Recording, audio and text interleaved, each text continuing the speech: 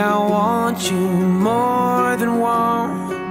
I know I need you more than need. I wanna hold you more than hold. When you stood in front of me, I think you know me more than know. And you see me more than see. More than die.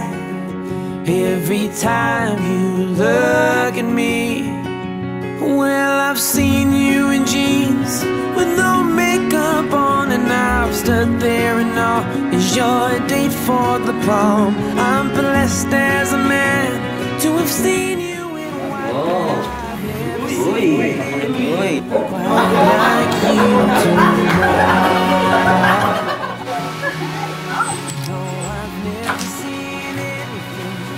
Para-paras lang mamaya.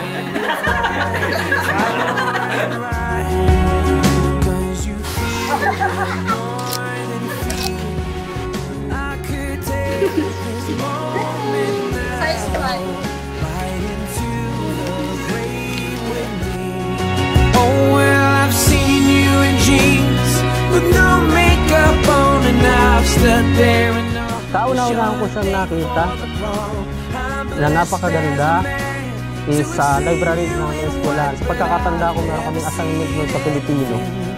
Tapos ay pinababa kami sa library at kailangan namin kumuha ng libro para aasisin yung assignment namin. Tapos pagkuha ko ng libro, hindi ko nasa doon siya nakaupo. Napaupo ako dun sa harap niya. Tapos yun, pagtunghay ko, at doon na. Lumiwanag lahat. Nakita ko na talaga.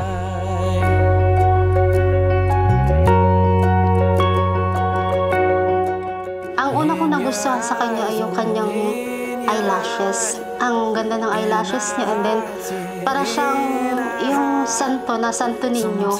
Ewan ko, sabi ng iba rin, maganda raw ang mata namin. Naman ako sa nanay ko kasi. Yung time na niligawan niya ako, tapos hindi naman nagtagal ang panliligaw niya sa akin, and then sinagot ko naman siya agad. Kasi na-feel ko na siya talaga yung para sa akin. Kasi nakikita ko yung mga katangian niya or yung mga gusto kong katangian sa isang lalaki. Ang pagmamahal kasi ay napakasagrado. Hindi na ipapaliwanag ng tao, pero nararamdaman natin. Hindi naman scientifically basis, hindi naman talaga yan sa puso nang gagaling, sa utak. Ang lagi ko lang sinasabi sa aking sarili, araw-araw ko siyang pipiliin, araw-araw ko siyang liligawan.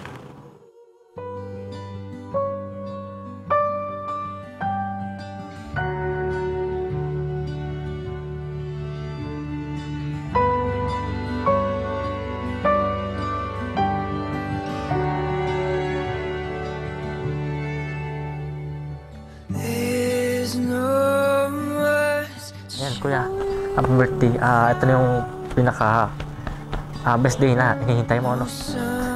Magigit palagi sa panibagong buhay, no? Salamat sa suporta. So yan. Congratulations sa inyo ni Ate Christy. Thank you.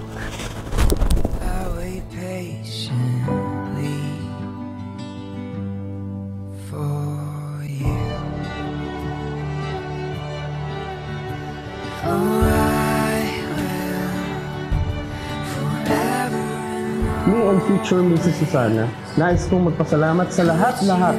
Kulang ang salitang salamat sa mga pagkakataon na ibinibigay mo sa akin upang mapatunayan ko ang pagmamahal ko sa iyo at humingi ng tawad sa mga pagkakataong ako'y nasasadlak.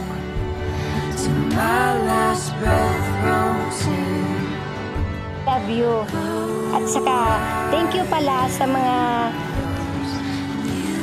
tulong niya sa amin, sa mga kapatid niya na hindi niya panabayaan na nakatapos sa pag-aaral. Salamat, maraming salamat. At siya ipang nagkaroon ng pamilya ay magiging maayos ang kanilang pagsasama. nai-enjoy. Yun lang. I love you.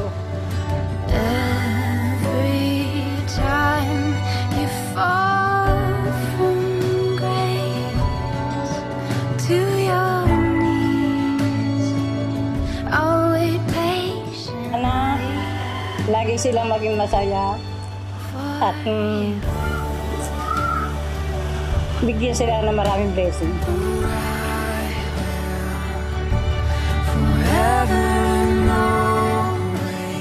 Ang aking desire sa aking anak, sa aking paging maligaya sila, sa kanilang mga pagsasama, at habang buhay sila magsama na anumang kaunting alitan, pagka lipas ang oras, okay lamang maging masaya sila.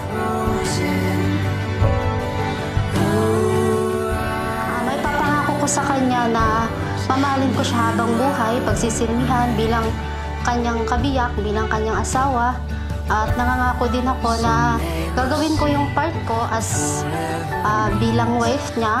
Susuportahan ko siya sa lahat ng bagay na gusto niya. At lahat ng kailangan niya ay sana ay maibigay ko din sa kanya. Sa tanukala ng ating pagmamahalan, asahan mo, Mi, mahal ko, Mrs. Christine Joy G. Villarba Susana, mahal na mahal kita noon, mahal na mahal kita ngayon, at mamahalin pa kita panghabang panahon. Ikaw at ako, walang bitawan hanggang dulo. Ikaw lang mahal ko, sapat na magpahabang panahon. I love you so much, Mi. From your daddy, Renan. Renan A. Susana, mahal na mahal kita. Happy birthday. Christine Joy Guevara Villarba, soon to be Susana, mahal na mahal kita. Put you before